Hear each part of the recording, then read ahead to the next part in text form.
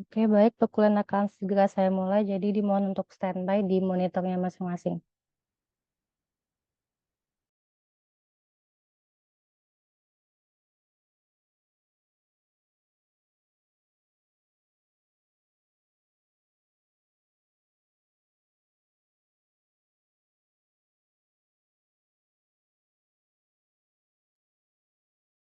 Sebelumnya akan saya pesan terlebih dahulu ya, dimulai dari kelas teknologi informasi.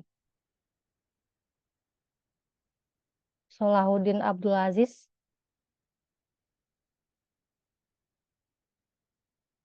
Ahmad Junaidi, Hadir, Bu.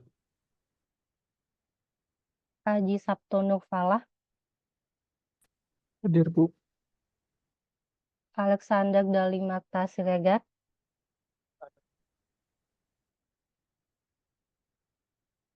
Desi Triparwanti, Hadir, Bu. Didi Saprudin, Fatah Fali Hilmi, Hadir, Bu. Fatih Muhammad Salahuddin, Gali Anggoro Mukti, Josafat Pascal Mulyanta, Hadir, Bu. Melkianus Leki, Hadir, Bu. Muhammad Yahya, Hadir, Bu. Muhammad Farhan Setiawan, Hadir, Bu. Hadir. Raden Ahmad Fauzi, Rafifa Adila, Hadir, Bu. Ria Puji Astuti, Hadir, Bu. Sofian Fatkun Najah, Hadir, Bu. Wildani Iyara Rahman, Hadir, Bu. Yuli Widada, Dery Rudi Yuvana, Dery hadir, Bu. Lintang Mangkulangit. Hadir, Bu. Hadir, Bu. Oke, lanjut ke kelas SI.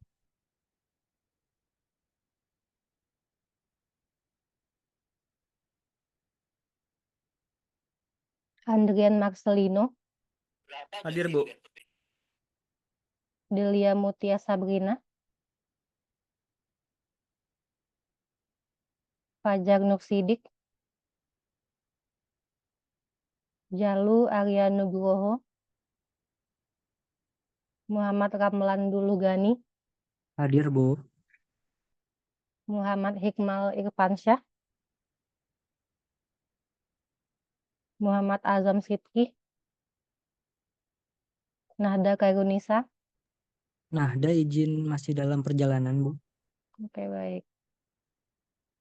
Nurul Susilawati, Hadir, Bu. Putri D. Amanda, Widuri Husnul Pratiwi, Hadir, Bu.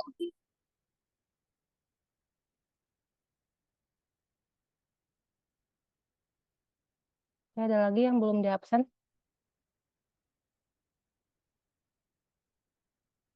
Apakah sudah diabsen semuanya?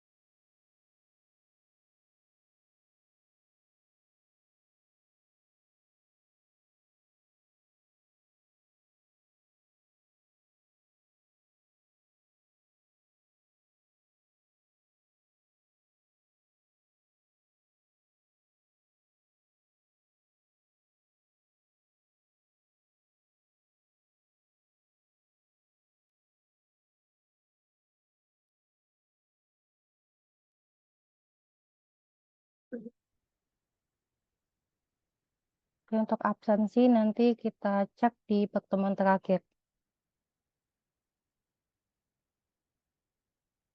Assalamualaikum warahmatullahi wabarakatuh. Selamat malam semuanya. Alhamdulillahirrahmanirrahim. Puji syukur kehadirat Tuhan Yang Maha Esa, karena berkat rahmat dan karunia-Nya lah kita dapat mengikuti perkuliahan IT Privasi, Security, dan Risk Management pertemuan ke-13 pada malam hari ini. Untuk pertemuan ke-13 ini materinya yaitu tentang Information Security Management System atau ISMS. Atau dikenal juga sebagai Sistem Manajemen Keamanan Informasi atau SMKI.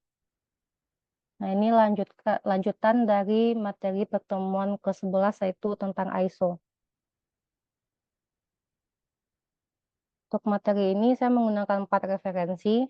Yang pertama dari ISO, BSN, lalu ada Andrei Prozorov, dan juga buku dari Pak Ono Purbo.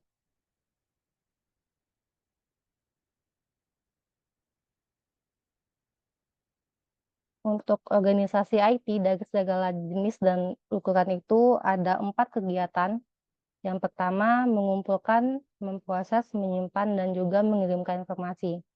Lalu kegiatan yang kedua itu mengakui bahwa informasi dan proses terkait, sistemnya, jaringan, dan orang adalah aset penting untuk mencapai tujuan organisasi. Kegiatan organisasi IT yang ketiga yaitu menghadapi berbagai risiko yang dapat mempengaruhi fungsi aset.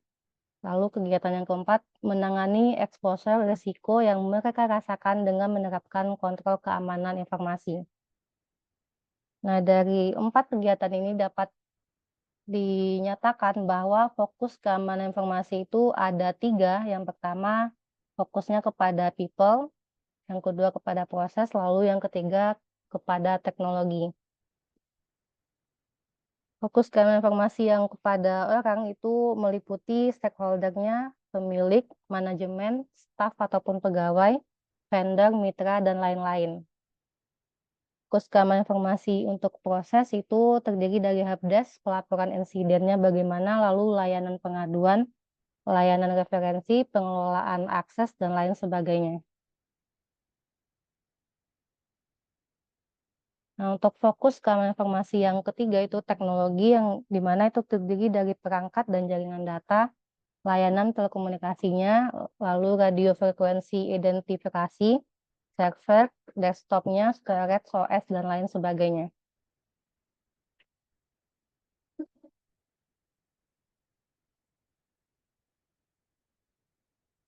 Sistem informasi yang dikatakan aman itu ialah sistem informasi yang menjaga kerahasiaan, integritas, dan juga ketersediaannya.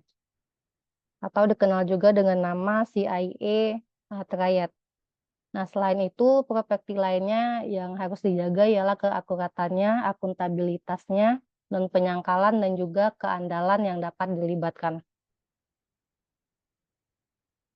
Risiko keamanan informasi terkait dengan potensi ancaman yang akan mengeksploitasi kerentanan aset informasi atau kelompok aset informasi, dan dengan demikian menyebabkan kerugian bagi organisasi. Nah, berdasarkan risiko keamanan inilah, maka sistem manajemen keamanan sistem itu dibentuk. Maaf, ini maksudnya itu sistem manajemen keamanan informasi ya. Edit dulu.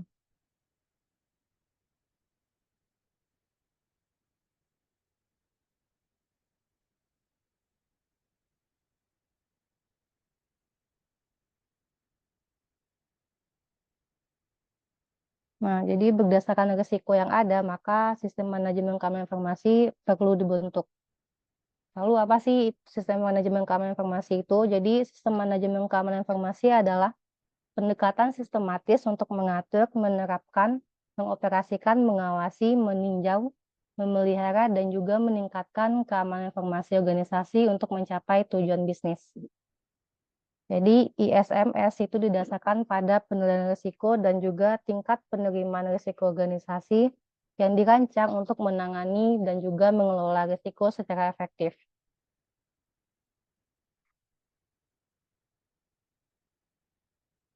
menganalisis persyaratan untuk melindungi aset informasi dan menerapkan kontrol yang sesuai untuk memastikan pelindungan aset yang informasi yang sesuai kebutuhan itu akan berkontribusi pada keberhasilan penerapan ISMS. Jadi manfaat penerapan ISMS itu yang utama ialah mengurangi risiko dari keamanan informasi. Jadi itu mengurangi kemungkinan dan atau dampak yang disebabkan oleh insiden keamanan informasi. Secara garis besar manfaat SMKI atau Sistem Manajemen Keamanan Informasi itu ada 6. Yang pertama melindungi data sensitif, lalu yang kedua memenuhi kepatuhan terhadap peraturan, yang ketiga mendukung kelangsungan bisnis, yang keempat mengurangi biaya, yang kelima meningkatkan budaya perusahaan, yang keenam itu beradaptasi dengan ancaman yang muncul.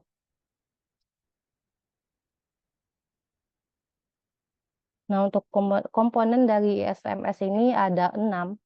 Yang pertama itu kebijakan, yang kedua orang yang bertanggung jawab yang telah ditentukan,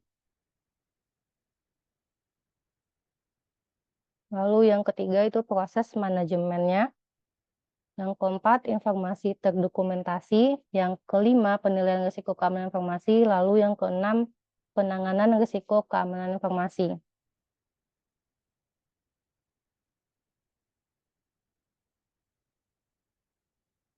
Nah, untuk komponen yang kebijakan itu berisi dokumen formal yang menyatakan arah dan juga harapan organisasi terkait keamanan informasi.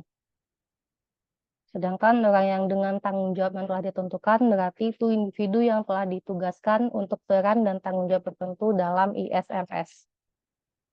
Lalu komponen yang ketiga itu proses manajemen yang terkait dengan penetapan kebijakan, lalu penyediaan kesadaran kompetensi, perencanaannya, implementasi, operasinya juga, penilaian kinerja, tinjauan manajemen, dan juga peningkatan. Nah, untuk komponen ISMS yang keempat itu informasi terdokumentasi, di mana ini berisi dokumen dan catatan yang terkait dengan ISMS seperti kebijakan, prosedur, dan juga laporan. Kemudian ISMS yang kelima itu penilaian risiko keamanan informasi, di mana ini termasuk di dalamnya yaitu proses untuk mengidentifikasi, menganalisis, dan juga mengevaluasi risiko terhadap aset informasi. Komponen ISMS yang keenam ialah penanganan risiko keamanan informasi yang termasuk penetapan dan juga implementasi kontrolnya. Nah, itu mengambil tindakan untuk mengurangi atau menghilangkan risiko yang diidentifikasi termasuk menerapkan kontrol keamanan informasi.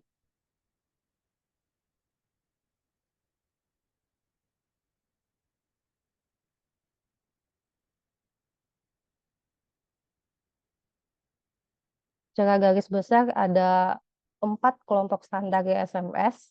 Yang pertama itu yang mendefinisikan persyaratan untuk ISMS dan untuk pihak yang mensertifikasi sistem tersebut. Jadi ini fokus pada persyaratan dan juga sertifikasi. Lalu kelompok standar ISMS yang kedua yaitu memberikan dukungan langsung, panduan terperinci, dan atau interpretasi untuk keseluruhan proses yang membangun, menerapkan, memelihara, dan meningkatkan ISMS. Di kelompok standar ISMS yang kedua ini memberikan panduan praktis untuk implementasinya. Lalu kelompok standar ISMS yang ketiga yaitu yang mengatur pedoman khusus software untuk ISMS. Jadi menyesuaikan standar ISMS untuk industri tertentu. Nah, kelompok standar ISMS yang keempat yaitu yang mengatur penilaian kesesuaian untuk ISMS. Jadi ini yang berfokus pada proses audit dan juga verifikasi dari ISMS. Nah, ini ada beberapa kelompok dari standar ISMS.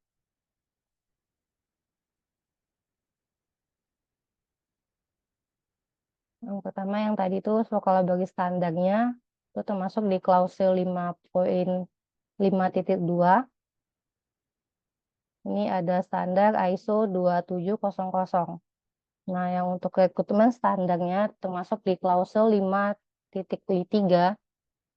Ini ada 3 yaitu 27001, 27006, dan 27009.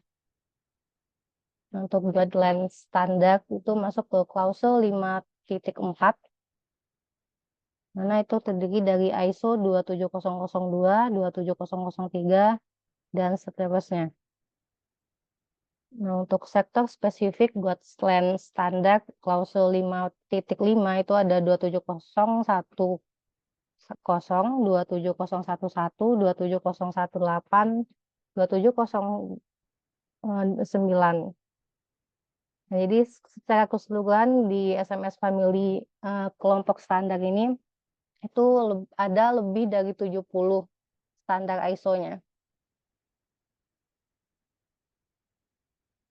Saya tidak akan membahas semuanya, hanya ada beberapa. Yang pertama itu ISO 27000, di mana ini tentang overview dan juga vocabulary-nya. ISO 27000 ini menyediakan gambaran umum tentang sistem manajemen keamanan informasi. Selain itu, standar ini juga memberikan istilah dan definisi yang umum yang digunakan dalam kelompok standar SMKI. Dokumen ISO 27000 ini juga berlaku untuk semua jenis dan ukuran organisasi, misalnya perusahaan komersial, lembaga pemerintahan, dan juga organisasi nirlaba. Lalu ada ISO 27001, di mana ini yang menetapkan standar untuk persyaratan yang membangun, menerapkan, memelihara, dan terus meningkatkan sistem manajemen keamanan informasi dalam konteks organisasi. Dokumen ini juga mencakup persyaratan untuk penilaian dan penanganan risiko keamanan informasi yang disesuaikan dengan kebutuhan organisasi. Persyaratan yang ditetapkan dalam dokumen ini bersifat umum dan juga dimaksudkan untuk dapat diterapkan pada semua organisasi tanpa memandang jenis, ukuran, atau sifatnya.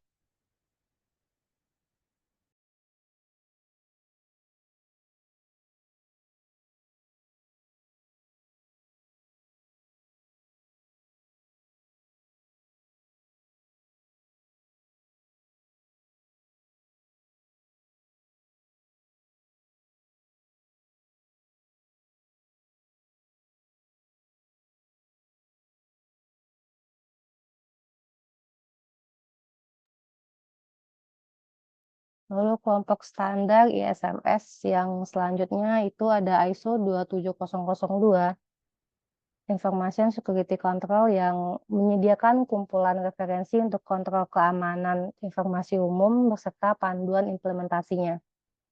Di mana dokumen ISO 27002 ini dirancang untuk digunakan oleh organisasi, mana itu dalam konteks sistem manajemen keamanan informasi yang berdasarkan ISO 27001, lalu juga untuk menerapkan kontrol keamanan informasi berdasarkan praktik terbaik yang diakui secara internasional, dan juga untuk mengembangkan pedoman manajemen keamanan informasi khusus organisasi.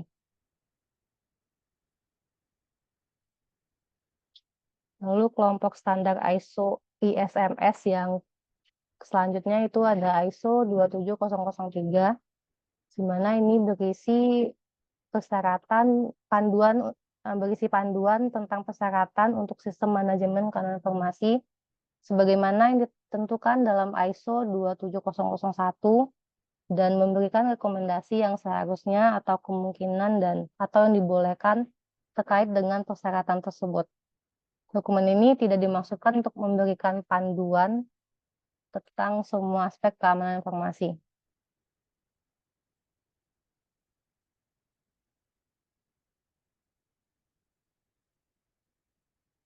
Lalu kelompok standar ISMS yang selanjutnya itu ada ISO 27005, yaitu yang berisi Guidance on Managing Information Security Risk, di mana dokumen ini memberikan panduan untuk membantu organisasi dalam memenuhi persyaratan ISO 27001 terkait tindakan untuk mengatasi risiko keamanan informasi. Dan dokumen ini juga memberikan panduan untuk membantu organisasi dalam melakukan aktivitas manajemen risiko keamanan informasi, khususnya penilaian dan penanganan risiko keamanan informasi. Dokumen ini berlaku untuk semua organisasi tanpa memandang jenis, ukuran, ataupun sektornya.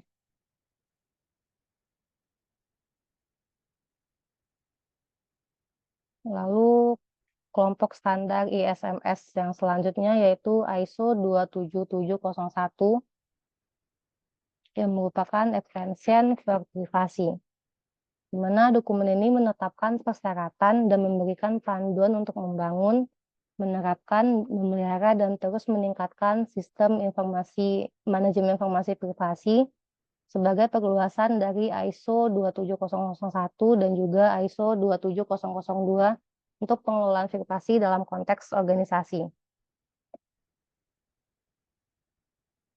Dokumen ini itu menjelaskan persyaratan terkait PIMS dan memberikan panduan untuk pengendali PIE. Informasi identitas pribadi, personal information identity, dan juga pemproses PII yang memiliki tanggung jawab untuk akuntabilitas atau pemrosesan PII.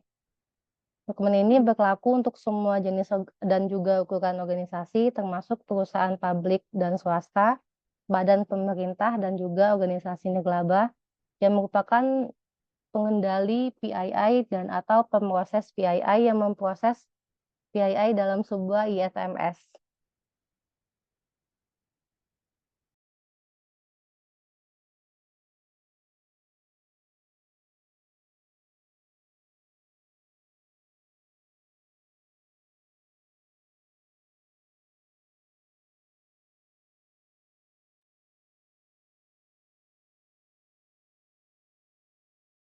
Untuk selebihnya itu bisa didapatkan informasinya di website ISO-nya sendiri ya.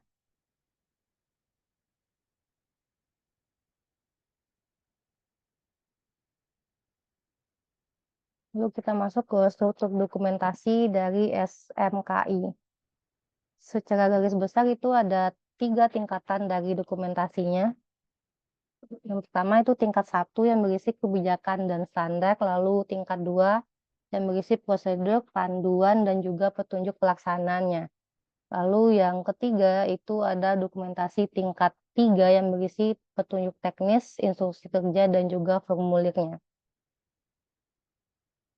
Nah, untuk dokumen tingkat 1 itu meliputi kebijakan keamanan informasinya, peran dan tanggung jawab organisasi keamanan informasi, klasifikasi informasi, kebijakan pengamanan akses fisik dan logiknya, kebijakan manajemen risiko TIC-nya, manajemen dan keberlangsungan usaha atau business continuity management, lalu ada juga ketentuan penggunaan sumber daya TIC-nya. Nah, untuk dokumen tingkat 2 itu ada prosedur pengendalian dokumen, prosedur pengendalian rekaman, prosedur audit internal SMKI, prosedur tindakan perbaikan dan juga pencegahan, lalu prosedur penanganan informasi termasuk dalamnya itu penyimpanan, pelabelan, pengiriman atau pertukaran, dan juga pemusnahan. Lalu juga ada prosedur penanganan insiden atau gangguan keamanan informasi. Dan yang terakhir di dokumen tingkat 2 ada prosedur pemantauan penggunaan fasilitas teknologi informasi. Untuk dokumen tingkat 3 itu meliputi petunjuk teknisnya, instruksi kerja, dan juga formulir yang digunakan untuk mendukung pelaksanaan prosedur tertentu sampai ke tingkatan teknisnya. Nah, untuk instruksi kerja ini tidak selalu diperlukan untuk setiap prosedur. Sepanjang prosedur sudah menguraikan langkah-langkah aktivitas yang jelas dan mudah dipahami oleh penanggung jawab kegiatan, petunjuk teknis atau instruksi kerja tidak diperlukan lagi.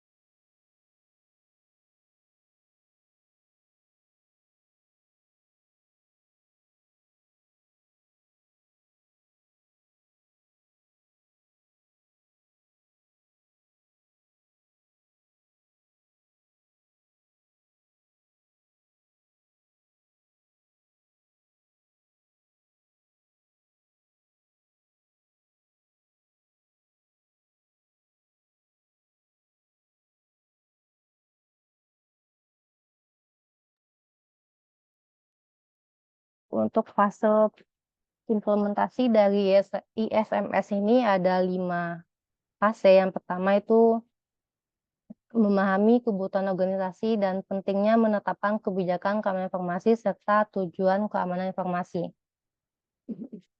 Lalu fase yang kedua dalam pengimplementasian ISMS yaitu menilai risiko organisasi terkait keamanan informasi. Fase yang ketiga menerapkan dan mengoperasikan proses, kontrol, dan tindakan lain untuk menangani risiko keamanan informasi. Fase yang keempat memonitor dan juga meninjau kinerja serta efektivitas dari ISMS. Untuk fase yang kelima itu melakukan perbaikan berkelanjutan terhadap ISMS.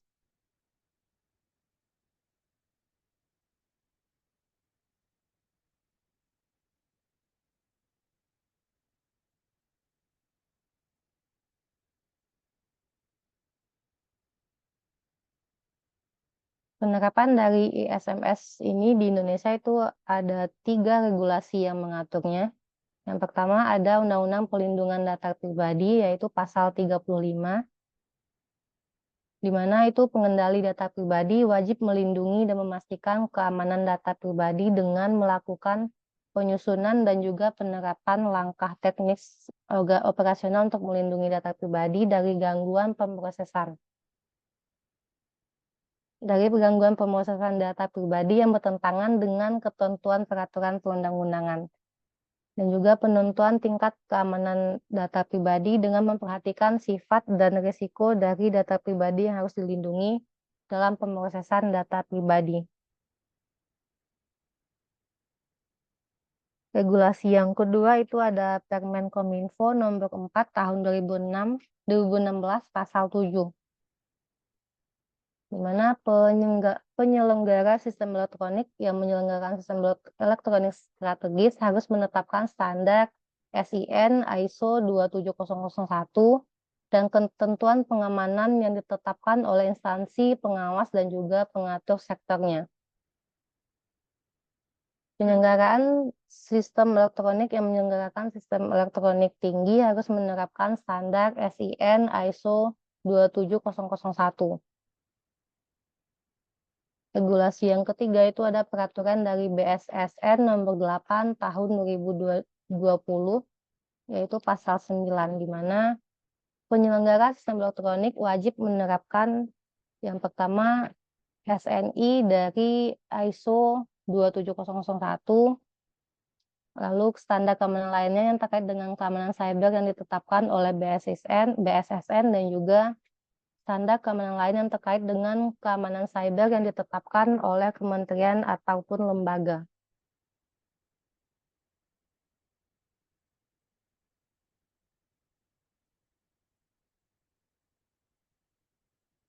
Dari banyaknya standar dari ISMS yang paling umum digunakan ialah ISO 27001 yang merupakan standar yang digunakan untuk implementasi dan juga sertifikasi dari ISMS.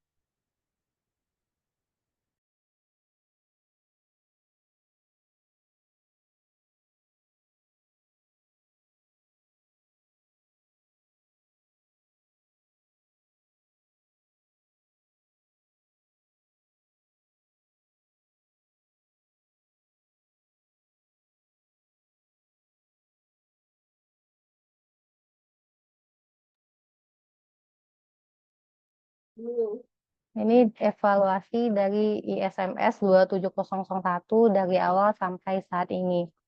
Yang pertama itu ada ISO 27001 2005, di mana ini merupakan versi pertamanya yang diterbitkan pada tahun 2005.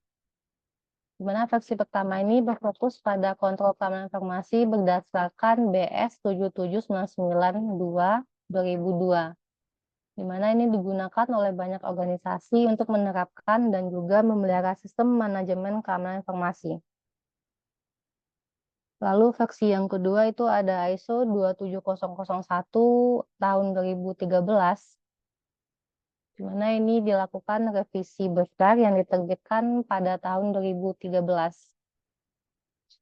ISO versi yang kedua ini menyesuaikan dengan struktur standar ISO yang lainnya.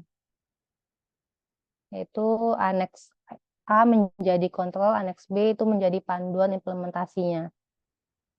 Nah, di ISO yang kedua ini juga memperkenalkan konsep dari konteks organisasi dan risiko keamanan informasi.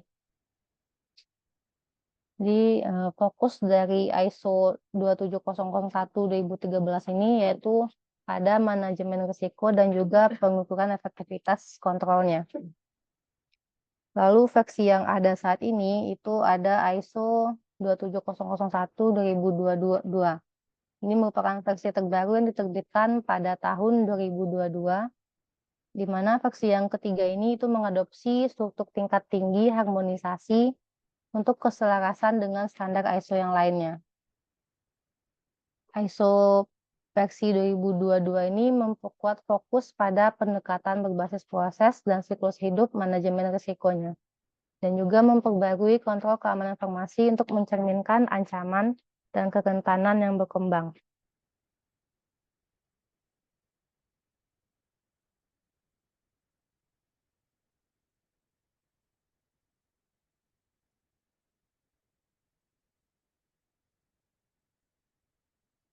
Nah, ini beberapa manfaat dari penerapan ISO 27001. Yang pertama itu kerangka kerja terbaik untuk mematuhi persyaratan hukum, peraturan, dan kontrak terkait keamanan informasi.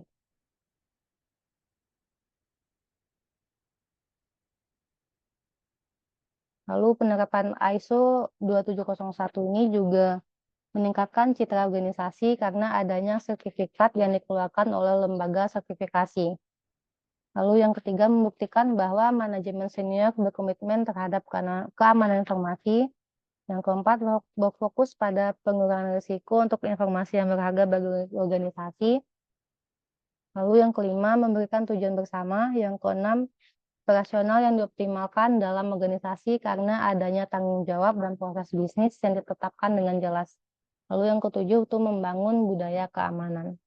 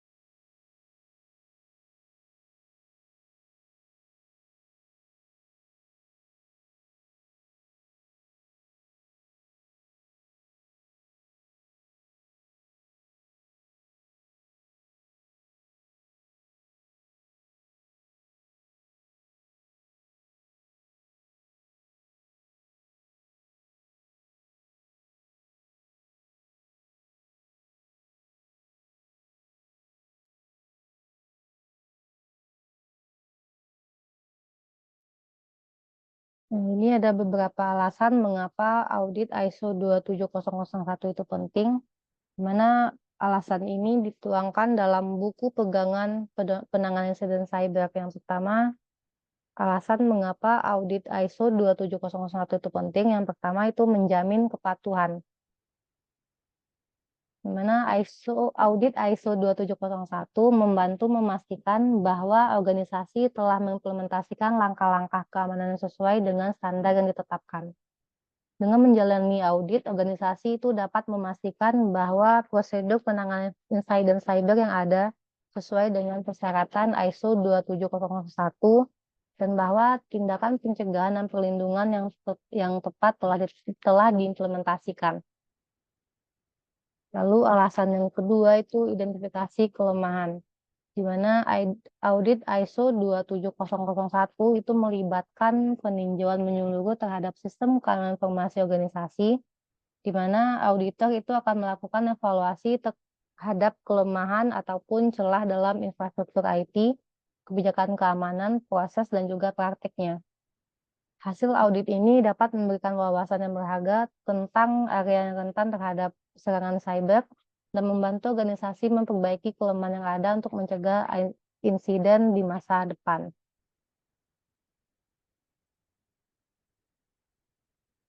Lalu alasan audit ISO 27001 itu penting. Yang ketiga ialah evaluasi efektivitas, di mana audit ISO 27001 memungkinkan organisasi mengevaluasi efektivitas sistem penanganan insiden cyber yang ada. Jadi auditor akan menilai apakah prosedur yang telah ditetapkan sesuai dengan praktik terbaik industri dan apakah telah memberikan perlindungan yang memadai terhadap serangan. Evaluasi ini membantu organisasi dalam mengidentifikasi kekuatan dan kelemahan, sehingga mereka itu dapat melakukan perbaikan yang diperlukan. Lalu alasan yang keempat, peningkatan kesadaran. Melalui audit yang dilakukan, nanti organisasi akan dapat meningkatkan kesadaran akan pentingnya keamanan cyber dan penanganan insiden cyber di semua tingkatan. Audit dapat membantu dalam mempromosikan budaya keamanan kuat di antara karyawan dan memastikan bahwa mereka itu memahami peran mereka dalam melindungi informasi sensitif dan mengatasi insiden cyber dengan tepat. Lalu alasan yang kelima yaitu pemenuhan persyaratan hukum dan juga regulasi, di mana audit ISO 27001 membantu organisasi memastikan bahwa mereka mematuhi persyaratan hukum dan regulasi terkait keamanan informasi, termasuk persyaratan perlindungan data pribadi.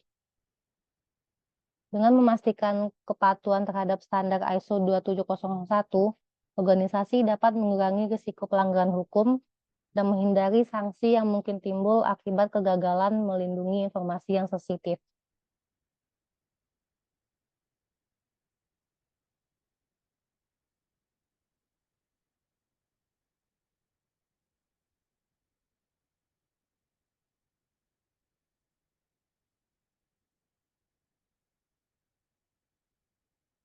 Jadi secara keseluruhan audit ISO 27001 itu sangat penting karena memberikan jaminan terhadap kepatuhan, identifikasi kelemahan, evaluasi efektivitas, peningkatan kesadaran, dan juga pemenuhi persyaratan hukum. Audit ISO 27001 akan membantu organisasi dalam mengembangkan dan mempertahankan sistem yang kuat untuk melindungi informasi dan merespon insiden cyber dengan efektif.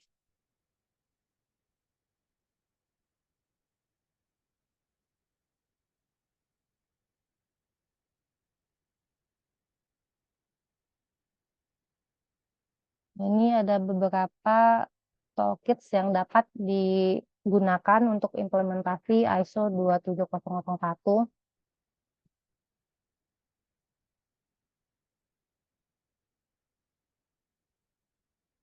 Di penggunaan template ini hanya sebagai panduan awal dan harus disesuaikan dengan kebutuhan dan juga konteks organisasi.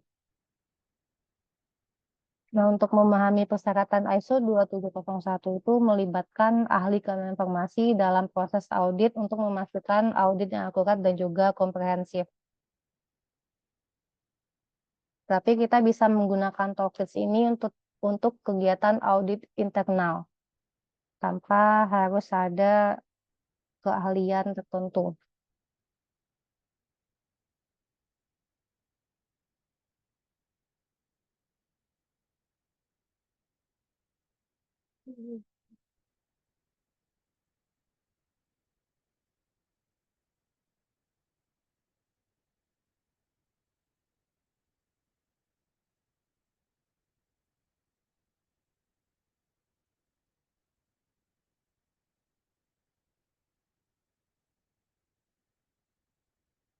Ini saya coba membacakan rekapitulasi dari tugas yang kedua di minggu lalu ya.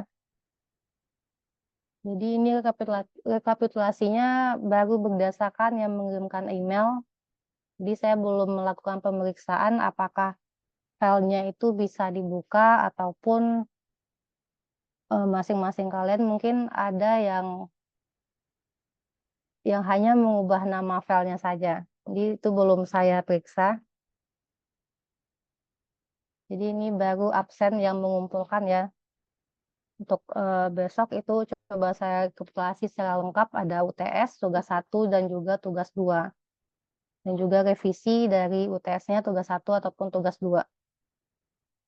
Nah, untuk tugas 2 yang baru mengumpulkan itu ada Alexander, Dali Marta Siregar, Josafat, Desi, Ahmad Fauzi, M. Farhan Setiawan, Didi Sapudin, Andrian Marcelino, Ahmad Junaidi, Amanda Mahardika, Fatapali Ilmi, Widuri, Delia, Melkianus, Hikmal, Rafifah, M. Ramlam Dulugani, Nahda, Lintang, Ria Pujastuti, dan juga Wildani Ihara Rahman.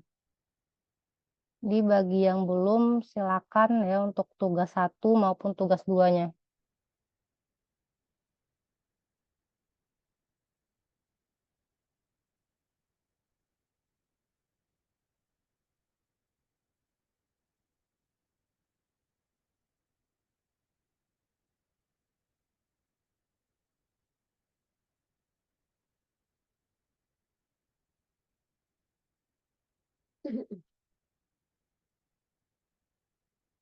Jadi untuk UTS tugas 1 dan tugas 2 itu akan saya tunggu sampai tanggal 9 bulan ini.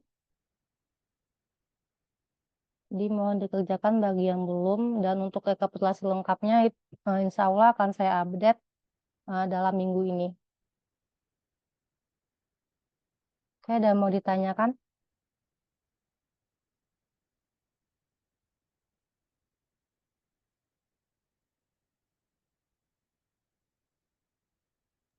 Yang ada Bu.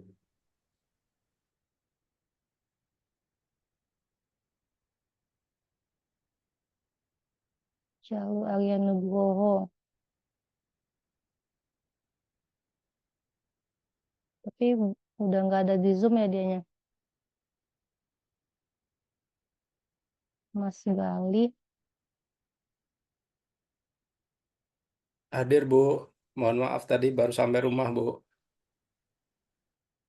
Oke.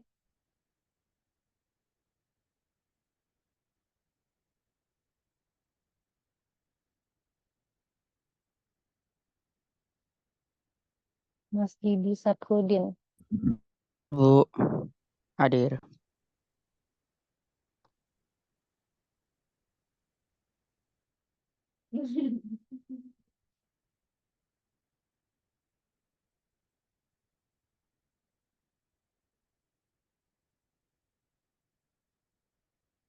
Oke, ada lagi yang belum di absen? Delia, Bu. Beli SI ya. Hikmal, Bu.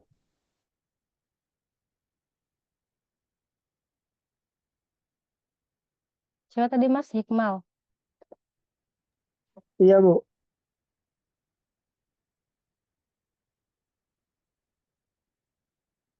Oke, ada lagi yang belum saya absen?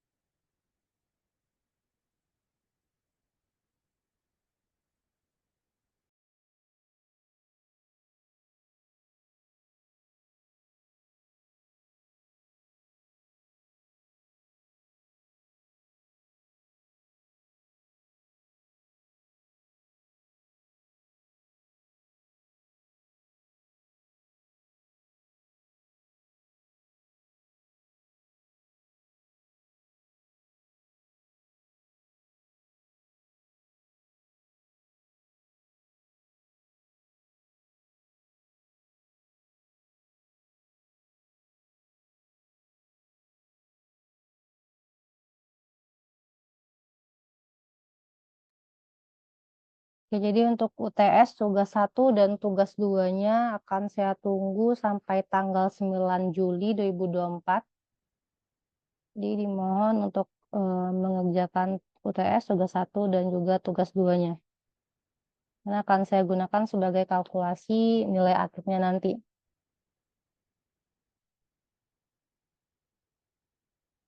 Oke, ada yang ditanyakan terkait materi hari ini maupun tugas 1 dan tugas 2-nya? Tidak ada, Bu.